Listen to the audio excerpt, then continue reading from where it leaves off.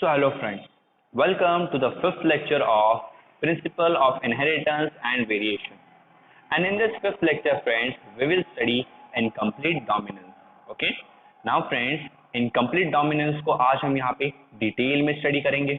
Okay? इससे related जितने भी PYQs है यानी प्रीवियस ईयर क्वेश्चन उन्हें डिटेल में स्टडी करेंगे.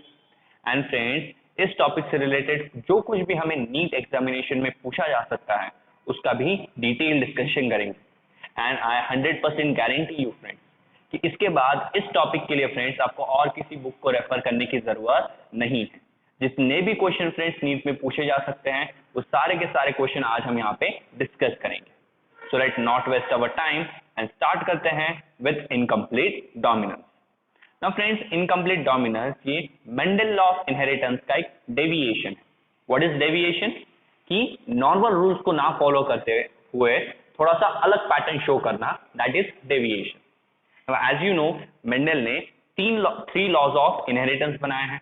उसमें से first law of dominance and second law of segregation. ये दोनों लॉ आपने प्रीवियस लेक्चर यानी फोर्थ लेक्चर में देख लिए हैं. और जो थर्ड लॉ है that is law of independent assortment, ये हम अपकमिंग लेक्चर्स में देखने वाले हैं. तो ये तीनों लॉज फ्रेंड्स मेंडल ने गार्डन पी प्लांट पे हाइब्रिडाइजेशन एक्सपेरिमेंट करके बनाए थे. ना जैसे जैसे फ्रेंड्स मेंडल को सक्सेस मिली तो साइंटिस्ट ने ट्राई किया कि क्या ये तीनों लॉज बाकी प्लांट एंड ऑर्गेनिज्म फॉलो करते हैं या नहीं, वो उन्होंने चेक किया.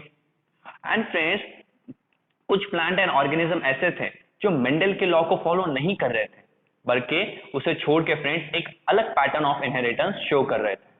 और वो जो डिफरेंट पैटर्न ऑफ इनहेरिटेंस है उसमें से ही एक पैटर्न है इनकम्प्लीट डोमिनेंस, जिसे आज हम डिटेल में स्टडी करेंगे. सो लेट अस सी फ्रेंड्स, इनकम्प्लीट डोमिनेंस होता क्या है और कैसे ये मेंडल के लॉ ऑफ इनहेरिटेंस को फॉलो नहीं करता. नाउ फ्रेंड्स, जो लॉ यहाँ पे फॉलो नहीं होता वो भी मैं आपको बता देता हूँ. It is a very important MCQ कि law of dominance incomplete dominance obey नहीं करता है. कौन सा लॉ फॉलो नहीं होता? The first law of dominance यहाँ पे फॉलो नहीं होता. So let's see. When experiments on P were repeated using other traits in other plants, it was found that sometimes the F1 had a phenotype that did not resemble either of the two parents and was in between the two. See friends, जब भी Mendel garden pea plant के साथ experiment कर रहे थे तो हमेशा ज्यादातर केसेस में रिजल्ट क्या आते थे कि पी प्लांट से फ्रेंड्स जो सबसे पहली F1 जनरेशन प्रोड्यूस होती थी उसका जो फिनोटाइप है यानी उसकी जो एक्सटर्नल अपीयरेंस है वो दोनों पेरेंट्स में से किसी एक ही पेरेंट को सिमिलर थी. करेक्ट? ये मेंडल के एक्सपेरिमेंट के रिजल्ट हैं. बट जब यही सेम एक्सपेरिमेंट पैटर्न बाकी प्लांट्स के साथ किया, अलग ट्राइट्स के साथ यानी अलग कैरेक्टर्स के साथ, तो फ्रेंड्स कुछ केसेस में ऐसा हुआ कि F1 जनरेशन का जो फिनोटाइप है यानी F1 जनरेशन की जो एक्सटर्नल अपीयरेंस है वो दोनों में से किसी भी एक पेरेंट को सिमिलर नहीं थी बल्कि फ्रेंड्स वो दोनों के बीच थी. यानी यहाँ पे एक इंटरमीडिएट या इन बिटवीन कैरेक्टर नजर आ रहा था जो मेंडल के एक्सपेरिमेंट में कभी नजर नहीं है. और इससे प्रूफ हो जाता है कि मेंडल के लॉ सारे प्लांट्स एंड ऑर्गेनिज्म फॉलो नहीं करते. ओके, तो यहाँ पे क्या हुआ फ्रेंड्स कि F1 जनरेशन हमेशा किसी एक पेरेंट को सिमिलर था और पूरी तरह से किसी एक पेरेंट को ही सिमिलर रहता था. बट यहाँ पे वो दोनों पेरेंट को सिमिलर नहीं है बल्कि कैरेक्टर दोनों के बीच है यानी इन बिटवीन मिडल कैरेक्टर यहाँ आपको दिख रहा है. तो ये क्या है फ्रेंड्स, चलो वो देखते हैं. The inheritance of flower colour in the dog flower that is snapdragon और antirrhinum species is a good example to understand incomplete dominance. See friends, incomplete dominance को समझने के लिए हम हेल्प लेने वाले हैं एंटीरेनियम की. एंटीरेनियम की जो स्पीशीज है जिन्हें फ्रेंड्स स्नैपड्रैगन कहा जाता है या डॉग फ्लावर कहा जाता है, ये इनकम्प्लीट डोमिनेंस को स्टडी करने के लिए एक बहुत अच्छा एग्जांपल है. As well as friends mirabilis जैलापा, इसे हम 4 o'clock फ्लावर बुलाते हैं कॉमनली. ये भी फ्रेंड्स एक काफी अच्छा एग्जांपल है इनकम्प्लीट डोमिनेंस को स्टडी करने के लिए. सो ये दोनों एग्जांपल्स फ्रेंड्स आप राइट डाउन कीजिए बिकॉज ये MCQ के फॉर्म में पूछे जा सकते हैं. Okay, this are very important MCQ. तो ये हमें हेल्प करने वाले हैं इनकम्प्लीट डोमिनेंस को स्टडी करने के लिए. In a cross between true breeding red flower and true breeding white flower, the F1 capital R small r was pink. See friends, अभी यहाँ पे हमने एक क्रॉस किया. क्रॉस में हमने क्या किया फ्रेंड्स, एक ट्रू ब्रीडिंग रेड फ्लावर लिया। ओके, ट्रू ब्रीडिंग का मतलब कि आपके पास सेम पेयर्स ऑफ एलीज हो, यानी दोनों एलीज यहाँ पे सेम। तो रेड फ्लावर के लिए दोनों एलीज क्या थी, capital R capital R. And true breeding white flower, so friends white flower के लिए एलीज क्या है, again small R R. Okay, और ये भी ट्रू ब्रीडिंग है, reason because it has same alleles. और देखिए आपको समझ में आ गया फ्रेंड्स, ये यहाँ पे आप कैपिटल आर लिख रहे हो ताकि एक को डोमिनेंट दिखाया जाए और दूसरे को स्मॉल आर लिख रहे हो ताकि रिसेसिव दिखाया जाए। Okay, the F1 that is capital R and small r was pink। अब यहाँ पे इंटरेस्टिंगली फ्रेंड्स हमने मोस्ट ऑफ द केसेस में देखा है कि F1 जनरेशन हेट्रोजाइगोस होता है, ये हम सबको पता है, यस प्रीवियस लेक्चर में हमने देखा है। और अगर F1 हेट्रोजाइगस है तो कैपिटल R और स्मॉल r में से सिर्फ small r express sorry capital R express होगा। और अगर सिर्फ कैपिटल R एक्सप्रेस होगा तो जो हमारा फ्लावर है वो आपको कैसा दिखना चाहिए था, रेड दिखना चाहिए था। बट यहाँ पे फ्रेंड्स फ्लावर रेड नहीं है, फ्लावर कैसा बन गया, पिंक। और सबको पता है पिंक कलर कैसे बनता है, जब रेड में व्हाइट मिक्स हो तो उसी से फ्रेंड्स प्रिपेयर्ड क्या होता है, पिंक। दैट मीन्स यहाँ पे R capital R and small R दोनों जीन फ्रेंड्स यहाँ पे एक्सप्रेस हुई है, जिसकी वजह से कैपिटल आर की वजह से थोड़ा सा रेड कलर और स्मॉल आर की वजह से फ्रेंड्स थोड़ा सा व्हाइट कलर, दोनों मिक्स होके कौन सा कलर बन गया, पिंक कलर। तो यही बात फ्रेंड्स हमें यहाँ पे बतानी थी कि यहाँ पे इनकम्प्लीट डोमिनेंस दिखता है। ओके, दोनों में से कोई भी एली एक दूसरे का कैरेक्टर पूरी तरह से सप्रेस कर सकती है क्या, नहीं। ना रेड व्हाइट को सप्रेस कर पाया और ना ही व्हाइट रेड को सप्रेस कर पाया, इसलिए दोनों का कैरेक्टर फ्रेंड्स यहाँ पे थोड़ा थोड़ा नजर आया, जिसकी वजह से एक मिक्स कैरेक्टर दिखा आपको, pink colour. Okay, if you see the cross is shown, हमें यहाँ पे वो क्रॉस दिखाया गया है। ये फ्रेंड्स हमारी पैरेंटल जनरेशन है, पी जनरेशन यानी पैरेंटल जनरेशन। तो यहाँ पे एक रेड कलर का फ्लावर जो कि ट्रू ब्रीडिंग है। सी फ्रेंड्स, एक्सपेरिमेंट हमेशा ट्रू ब्रीडिंग फ्लावर से ही स्टार्ट करनी है। ट्रू ब्रीडिंग यानी जिसके पास दोनों सेम एलीज, तो capital R for red and small R for white. Now friends ये होमोजाइगस है। होमोजाइगस जब भी गैमेट बनाएंगे एक ही टाइप का गैमेट बनेगा। तो यहाँ पे सिर्फ आर कैपिटल आर वाली जीन है, तो जो गैमेट बनेगा वो भी सिर्फ कैपिटल आर वाला ही बनेगा। Same with small R, as I told you in previous lectures also कि होमोजाइगस हमेशा एक ही टाइप का गैमेट बनाते हैं। तो यहाँ पे सिर्फ स्मॉल आर वाली जीन है, तो जब गैमेट बनेंगे ये सेपरेट हो जाएंगे और सिर्फ स्मॉल आर वाली एक ही जीन एक गैमेट में एंटर करेगी। Now friends then male and female gamete आपस में फ्यूज होंगे। तो जब कैपिटल आर स्मॉल आर के साथ फ्यूज होगा तो यहाँ पे जो F1 जनरेशन प्रोड्यूस होगी उसमें सारे के सारे फ्लावर्स कैसे नजर आए फ्रेंड्स, पिंक नजर आए। And the reason behind this is कि दोनों में से फ्रेंड्स कोई भी कंप्लीटली डोमिनेंट नहीं है।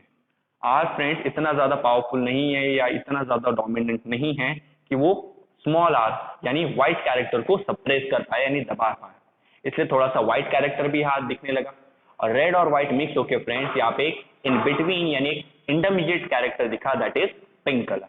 ओके, नाउ फ्रेंड्स इसके बाद एज यू नो हम F2 जनरेशन का क्रॉस करते हैं, करेक्ट। और यहाँ पे हमारा F2 जनरेशन का क्रॉस करने का रीजन था कि साइंटिस्ट को ये चेक करना था कि क्या अभी हमेशा के लिए ये दोनों जीन्स आपस में मिक्स हो गए, क्या ये सेपरेट हो सकती हैं या नहीं। ओके, क्वेश्चन क्या था साइंटिस्ट का कि क्या capital R and small R आपस में अभी मिक्स हो चुकी हैं। ओके, यानी क्या वो अभी सेपरेट होगी या नहीं होगी, ये साइंटिस्ट को देखना था। एंड फॉर दैट उन्होंने F1 जनरेशन का और एक क्रॉस किया। नाउ फ्रेंड्स फॉर दैट हमने F1 जनरेशन के दो प्लांट्स लिए। दोनों प्लांट फ्रेंड्स अभी यहाँ पे दो डिफरेंट जीन है, तो कैपिटल आर एक गैमेट में एंटर करेगा एंड स्मॉल आर दूसरे गैमेट में एंटर करेगा। सेम विद अनदर पैरेंट, यही फ्रेंड्स दूसरे पैरेंट के साथ होगा, capital R and small R. तो ऐसे फ्रेंड्स हमने दो पैरेंट लिए, ये फीमेल एंड ये है फ्रेंड्स मेल। तो यहाँ पे फीमेल के गैमेट आ गए, यहाँ पे मेल के गैमेट आ गए। अभी सबको आपको पता है यहाँ पे क्या होगा कि यहाँ पे गैमेट फ्रेंड्स रैंडमली एक दूसरे के साथ फ्यूज होंगे, यानी कैपिटल आर इन दोनों में से किसी भी गैमेट के साथ फ्यूज हो सकता है। अगर कैपिटल आर के साथ फ्यूज होगा तो capital R capital R small R के साथ फ्यूज होगा तो capital R small R. Same ये स्मॉल आर दोनों में से किसी के साथ भी फ्यूज हो सकता है। अगर स्मॉल आर कैपिटल आर के साथ फ्यूज हो गया तो कैपिटल आर, और स्मॉल आर के साथ ही फ्यूज हो गया तो स्मॉल आर इस टाइप का जीनोटाइप आपको मिलेगा। तो यहाँ पे फ्रेंड्स चार ऑफस्प्रिंग प्रोड्यूस हुए, उसमें से एक if you see pure red है, देन एक प्योर व्हाइट है, और दो फ्रेंड्स यहाँ पे पिंक है। और फ्रेंड्स यहाँ पे अगर आपको रेड और व्हाइट कलर दिख रहा है, दैट मीन्स ये क्लियर है कि F1 जनरेशन में ये दोनों एलीज जो है वो एक दूसरे के साथ मिक्स, यानी एक दूसरे में मिक्स नहीं हुए, वो अब भी फ्रेंड्स सेपरेट हो सकती है। उनका कैरेक्टर भले मिक्स हो गया हो, बट वो जीन्स आपस में लिंक्ड नहीं हुई। ओके, इसलिए वो फ्रेंड्स यहाँ पे सेपरेट हो गए, और क्योंकि वो सेपरेट हो गए फ्रेंड्स, तभी आपको रेड और व्हाइट कैरेक्टर यहाँ पे दिख सकता है। तो साइंटिस्ट का ये जो डाउट था कि यहाँ पे तो पिंक कलर दिख रहा है, यानी क्या दोनों एलीज आपस में मिक्स्ड हो गई, तो वो डाउट भी सॉल्व हो गया कि यहाँ पे दोनों एलीज आपस में फ्रेंड्स साथ में रहती हैं, और गैमेट्स बनाते वक्त वो वापस से सेपरेट ही हो जाते हैं। ओके, तो यहाँ पे फ्रेंड्स इंटरेस्टिंग, सबसे इंटरेस्टिंग पॉइंट यहाँ पे जो फिनोटाइपिक और जीनोटाइपिक रेशियो है वो देखना काफी इंटरेस्टिंग है। फिनोटाइपिक रेशियो यानी फ्रेंड्स एक्सटर्नल अपीयरेंस का रेशियो। तो अगर आप सिर्फ बाहर से इन्हें देखें तो यहाँ पे 3 कलर्स आपको नजर आते हैं, रेड, पिंक और व्हाइट। 4 में से कितने फ्लावर रेड है? तो 1। कितने फ्लावर पिंक है? तो 2। और कितने फ्लावर व्हाइट है? 1। सो रेशियो क्या आया? 1:2, 2:1। ये फ्रेंड्स हमारा रेशियो है। And interestingly friends, most of the time ये भी एक मोनोहाइब्रिड क्रॉस है, बिकॉज हमने यहाँ पे एक ही कैरेक्टर कंसिडर किया। Most of the time friends monohybrid cross में जो फिनोटाइपिक रेशियो आता है, जिसे हम मोनोहाइब्रिड क्रॉस रेशियो भी बुलाते हैं, वो कितना आता है? 3:1। बट दिस टाइम फ्रेंड्स 3:1 से हम चेंज हो गए, और यहाँ पे फिनोटाइपिक रेशियो क्या आया? 1:2:1। जीनोटाइपिक रेशियो तो फ्रेंड्स सेम ही है। मोनोहाइब्रिड क्रॉस का जीनोटाइपिक रेशियो 1:2:1 था, और यहाँ पे भी वही है, बिकॉज यहाँ पे अगेन 3 डिफरेंट टाइप्स के जीन है। एक capital RR, then capital R, small r and small rr। Okay, ये 1, ये 2 और स्मॉल r वाले 1। तो जीनोटाइपिक रेशियो तो फ्रेंड्स यहाँ पे सेम है, बट फिनोटाइपिक रेशियो यहाँ पे चेंज हो गया। And this is a very important MCQ कि इनकम्प्लीट डोमिनेंस में फ्रेंड्स क्या चेंज होता है, कौन सा रेशियो चेंज होता है? तो फिनोटाइपिक रेशियो चेंज होता है। And one more interesting question is asked कि ऐसा कौन सा क्रॉस है फ्रेंड्स, या ऐसा कौन सा फिनोमेना है जहां पे phenotypic ratio and genotypic ratio दोनों एक दूसरे को सेम होते हैं? तो phenotypic ratio and genotypic ratio friends ये इनकम्प्लीट डोमिनेंस में सेम होते हैं। कौन से डोमिनेंस में? इनकम्प्लीट डोमिनेंस में। आगे आप और कई इनहेरिटेंस पैटर्न देखने वाले हो, वहां पे फ्रेंड्स वापस से phenotypic ratio and genotypic ratio friends आपको सिमिलर दिखाई देगा। ओके, बट फ्रेंड्स ये तो आपको क्लियर है ना कि यहाँ पे पिंक फ्लावर क्यों दिख रहा है? बिकॉज इन जनरल दोनों में से एक पूरी तरह से डोमिनेंट होता है, बट यहाँ पे in this particular case R इतना पावरफुल नहीं है। ओके, इसलिए वो स्मॉल r को यानी व्हाइट कैरेक्टर को सप्रेस कर पाया क्या? नहीं, इसलिए थोड़ा सा व्हाइट कैरेक्टर भी यहाँ पे नजर आया। This is known as friends incomplete dominance, यानी दूसरे को पूरी तरह से सप्रेस यानी दबा नहीं पाना। ओके, सो इनकम्प्लीट डोमिनेंस में ऑलवेज रिमेंबर आपको एक इन बिटवीन कैरेक्टर दिखेगा। ओके, और यहाँ पे जो मोनोहाइब्रिड क्रॉस का रेशियो था friends, that is 3:1। Dominant is to recessive का जो रेशियो था हमारा, वो यहाँ पे चेंज हो जाएगा। What happened was that capital R was not completely dominant over small r, and this made it possible to distinguish capital R, small r as pink from capital RR red and small rr white. यहाँ पे असल में हुआ क्या कि capital R small r पे completely dominate नहीं हो पाया, इसलिए friends capital R small r ये पूरी तरह से अलग फ्लावर बन गया पिंक। ओके, जो इन दोनों से एकदम अलग था। Remaining thing friends, rest of the thing यहाँ पे वही है जो मैंने अभी आपको एक्सप्लेन किया। सो इनकम्प्लीट डोमिनेंस फ्रेंड्स आपको अच्छी तरह से समझ में आ गया है। नाउ फ्रेंड्स, डोमिनेंस की जो कंसेप्ट है उसे और अच्छी तरह से समझने के लिए यहाँ पे हमें कुछ और एग्जांपल दिए हैं। लेट्स सी दैट, बिकॉज उन पे भी फ्रेंड्स काफी इंपॉर्टेंट क्वेश्चन पूछे गए हैं। Explanation of the concept of dominance. ये डोमिनेंस असल में फ्रेंड्स क्या है?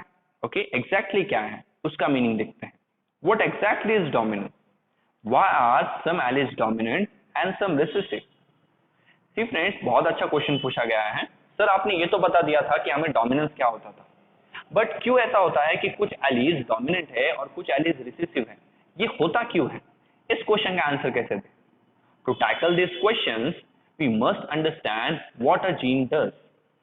इन क्वेश्चन को फ्रेंड्स अगर आपको आंसर करना है तो सबसे पहले आपको ये समझना पड़ेगा कि एक जो जीन है जिसकी वजह से हमारे बॉडी के सारे कैरेक्टर नजर आते हैं, वो जीन असल में फ्रेंड्स करती क्या है। Every gene, as you know by now, contains the information to express a particular trait. Friends gene के बारे में अब तक आपको पता चल ही गया होगा कि जीन में फ्रेंड्स वो एक इंफॉर्मेशन होती है, जिस इंफॉर्मेशन की मदद से हम में कोई भी एक पर्टिकुलर ट्राइट यानी कोई भी एक पर्टिकुलर कैरेक्टर दिखता है। आपके बॉडी के अंदर फ्रेंड्स जितने भी कैरेक्टर अभी आपको विजिबल है, okay, all those characters are because of a gene, because उसी जीन के पास एक इंफॉर्मेशन है और उसी इंफॉर्मेशन की वजह से वो पर्टिकुलर कैरेक्टर आप में शो होता है। In a diploid organism there are 2 copies of each gene, that is as a pair of alleles. जैसे कि आपको पता है कि डिप्लॉयड ऑर्गेनिज्म में एक ही जीन की 2 कॉपीज होती हैं, जिन 2 कॉपीज को एलीज कहा जाता है, ओके। और ये जो पेयर ऑफ एलीज है इनकी वजह से ये फ्रेंड्स हम में कैरेक्टर नजर आते हैं। Now these 2 alleles need not to be identical as in heterozygote। और फ्रेंड्स हमेशा ये दोनों एलीज सेम हो ये भी जरूरी नहीं है।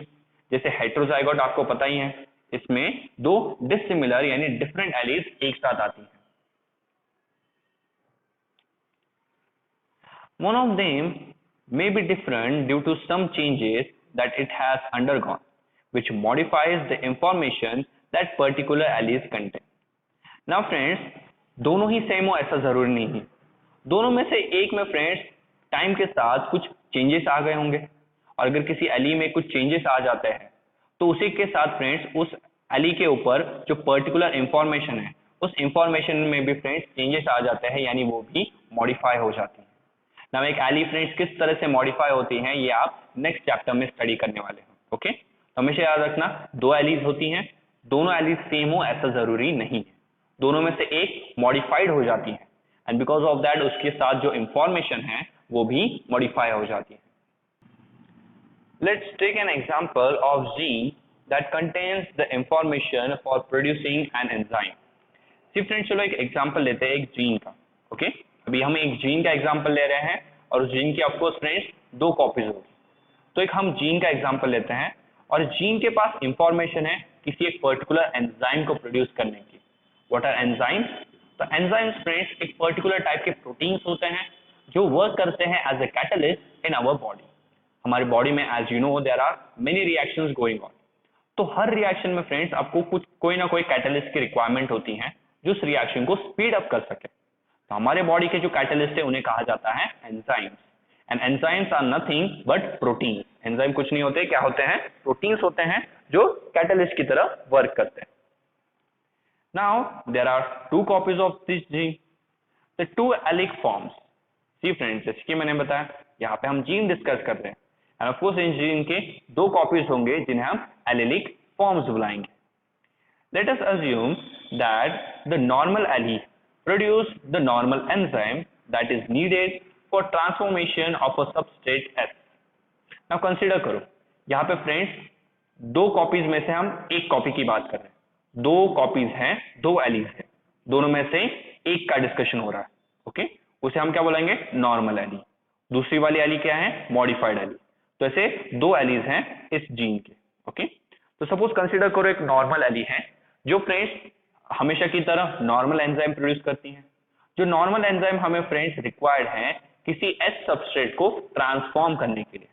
सबस्ट्रेट यानी फ्रेंड्स रिएक्टेंट, ओके, जिसके साथ ये एंजाइम इंटरैक्ट करेगा और इस सबस्ट्रेट से आगे जाके क्या बनेगा? हमारा प्रोडक्ट बनेगा। तो इस सबस्ट्रेट को फ्रेंड्स कन्वर्ट करने के लिए, ट्रांसफॉर्म करने के लिए एक एंजाइम की जरूरत है जो एंजाइम हमारी नॉर्मल एली प्रोड्यूस करती है। Theoretically the modified allele could be responsible for the production of. Now friends अभी हमने कहा था यहाँ पे 2 एलीज होंगी, तो सपोज दूसरी एली फ्रेंड्स नेचर की वजह से या किसी रीजन की वजह से जो सेकेंड एली थी उसमें थोड़ी सी मॉडिफिकेशन आ गई। तो अगर हम थेरोटिकली यानी थ्योरी के अकॉर्डिंग फ्रेंड्स सोचें तो अगर दूसरी एली मॉडिफाई हो जाए तो मॉडिफाई होने पर फ्रेंड्स वहां पे क्या क्या पॉसिबिलिटीज हो सकती हैं वो हमें गिवन है कि modified allele friends normally work करेगी या फिर फ्रेंड्स एक ऐसा एंजाइम प्रोड्यूस करेगी जो थोड़ा सा लेस एफिशिएंट है। ये मोस्ट ऑफ द केसेस में होता है कि जब कोई भी एली मॉडिफाई होती है तो वो friends as a normal allele ही बिहेव करती हैं, या फिर कुछ केसेस में उससे थोड़ा सा कम एफिशिएंटली बिहेव करती हैं। सेकेंड पॉसिबिलिटी क्या हो सकती है कि जैसे आपने एक एली को मॉडिफाई किया, तो उसकी वजह से फ्रेंड्स ये जो मॉडिफाइड एली है ये नॉन फंक्शनल एंजाइम प्रोड्यूस करे, यानी एंजाइम तो प्रोड्यूस करेगी बट ऐसा एंजाइम जिसका कोई काम नहीं, ओके, इस टाइप का एंजाइम प्रोड्यूस करेगी। या कुछ केसेस में फ्रेंड्स जब एली मॉडिफाई होती है तो थर्ड पॉसिबिलिटी ये है कि वो कोई एंजाइम प्रोड्यूस ही ना करे। तो अगर फ्रेंड्स नेचर की वजह से या किसी रीजन की वजह से कोई एली मॉडिफाई हो जाती है तो ये तीन पॉसिबिलिटीज वहां पे हो सकती है, या तो वो नॉर्मली बिहेव करेगी, या फिर थोड़ा सा लेस एफिशिएंट, या फिर फ्रेंड्स वो एंजाइम प्रोड्यूस करेगी बट वो किसी काम का नहीं होगा, या फिर ओवरऑल कोई एंजाइम प्रोड्यूस ही ना करे। ये कुछ पॉसिबिलिटीज है फ्रेंड्स अगर आप किसी एली को मॉडिफाई करते हैं।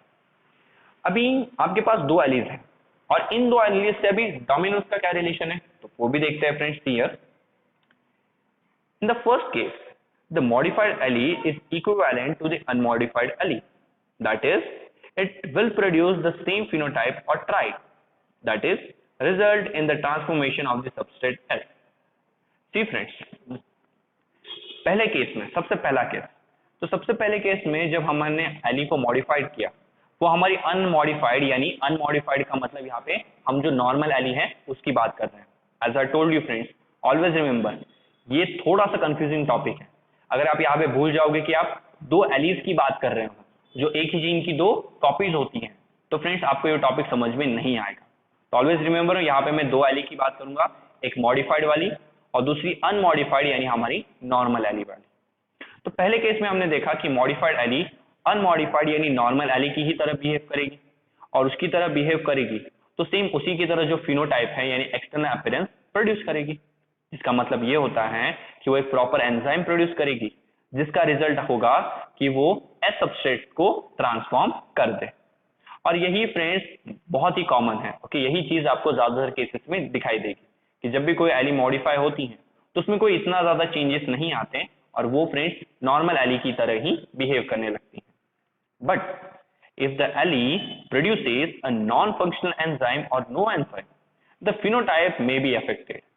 But friends, ये जो modified allele है, इसने फ्रेंड्स अगर एक नॉन फंक्शनल एंजाइम या कोई एंजाइम प्रोड्यूस नहीं किया तो उस केस में प्रॉब्लम हो सकती है, बिकॉज उस केस में फ्रेंड्स आपका जो फिनोटाइप है यानी जो एक्सटर्नल अपीयरेंस है वो डेफिनेटली फ्रेंड्स इफेक्ट होगा, ओके, बिकॉज फिनोटाइप फ्रेंड्स किसकी वजह से, एंजाइम की वजह से। अगर एंजाइम ही नहीं होगा तो फ्रेंड्स वो फिनोटाइप आप में दिख सकता है क्या, नहीं, बिकॉज एंजाइम नहीं है तो ये एच सबस्ट्रेट प्रोडक्ट में कन्वर्ट होगा ही नहीं, वो रिएक्शन होगी ही नहीं और उसकी वजह से वो आप में वो पर्टिकुलर कैरेक्टर दिखेगा ही नहीं।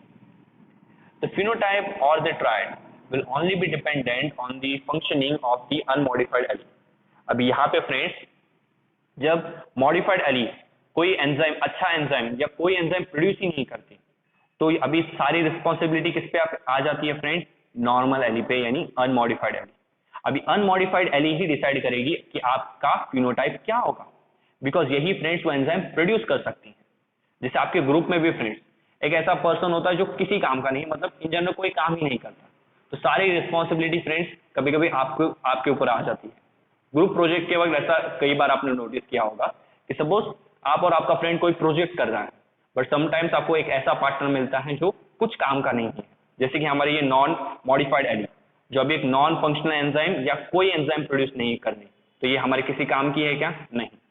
इस केस में फ्रेंड्स आपका प्रोडक्ट अच्छा होगा या पूरा होगा ये आप पे डिपेंड करता है, यानी आप जो अनमॉडिफाइड एली नॉर्मल एली आप पे डिपेंड करता है, ओके। तो आई थिंक सो ये एग्जांपल से आपको ये टॉपिक क्लियर हो गया होगा। The unmodified that is the normal और functioning allele which represents the original phenotype is the dominant allele and the modified allele is generally the recessive allele। याद रखो जो नॉर्मल एली है फ्रेंड्स जो यहाँ पे प्रॉपरली फंक्शन कर रही है वो हमेशा डोमिनेंट एली होती है, और जो मॉडिफाइड एली थी, ओके, जो नॉन फंक्शनल एंजाइम या नो एंजाइम प्रोड्यूस कर रही थी वो modified allele friends most of the cases में रिसेसिव होती है। Hence in the example above the recessive trait is seen due to non-functional enzyme or because no enzyme is produced। तो इसलिए friends अगर हमने अभी जो एग्जांपल लिया उस एग्जांपल में अगर आपको किसी ऑर्गेनिज्म में रिसेसिव ट्राइट दिख रहा है, वो रिसेसिव ट्राइट इसलिए दिख रहा होगा क्योंकि उस ऑर्गेनिज्म के पास मॉडिफाइड एली यानी रेसेसिव एलीज होगी, और उन रेसेसिव एलीज की वजह से उसके बॉडी में नॉन फंक्शनल एंजाइम या कोई एंजाइम प्रोड्यूस नहीं हुआ होगा, और इसी की वजह से फ्रेंड्स उसमें रेसेसिव ट्राइट नजर आ रहा है। ओके, तो friends this was dominant and recessive. Dominant यानी हमारी नॉर्मल जीन, ओके, और दूसरी जीन फ्रेंड्स जो होती है रिसेसिव जीन, वो मॉडिफाइड एली होती है। ओके, उसे हम friends most of the time recessive consider करते हैं। तो डोमिनेंस की कंसेप्ट आपको यहाँ पे क्लियर होगी कि फ्रेंड्स हमेशा दो एलीज होती हैं, और दोनों में से एक ही फ्रेंड्स सबसे ज्यादा इंपॉर्टेंट होती है, बिकॉज वो अकेली डिसाइड करती हैं कि आपके अंदर क्या कैरेक्टर नजर आएगा। जैसे यहाँ पे जो अनमॉडिफाइड एली थी, उसने खुद फ्रेंड्स वो अकेली एली डिसाइड कर रही थी कि आपके अंदर कौन सा फिनोटाइप यानी कौन सा कैरेक्टर नजर आएगा, बिकॉज मॉडिफाइड एली तो यहाँ पे कोई काम ही नहीं कर रही थी, इसलिए पूरी रिस्पॉन्सिबिलिटी किस पे आ गई, उस अनमॉडिफाइड एली पे यानी हमारे नॉर्मल एली पे। Okay, clear? So this is about all about dominance and recessive.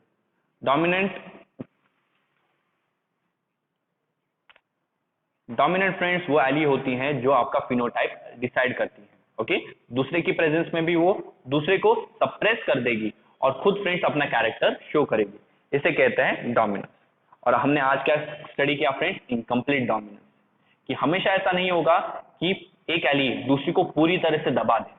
कुछ केसेस में ऐसा होता है फ्रेंड्स कि दोनों भी एक दूसरे को कंप्लीटली सप्रेस नहीं कर पाते, इसलिए दोनों का ही कैरेक्टर्स वहां पे आ जाता है, बट इनकम्प्लीट, आधा आधा आता है, किसी का भी फ्रेंड्स पूरा कैरेक्टर वहां पे शो नहीं होता।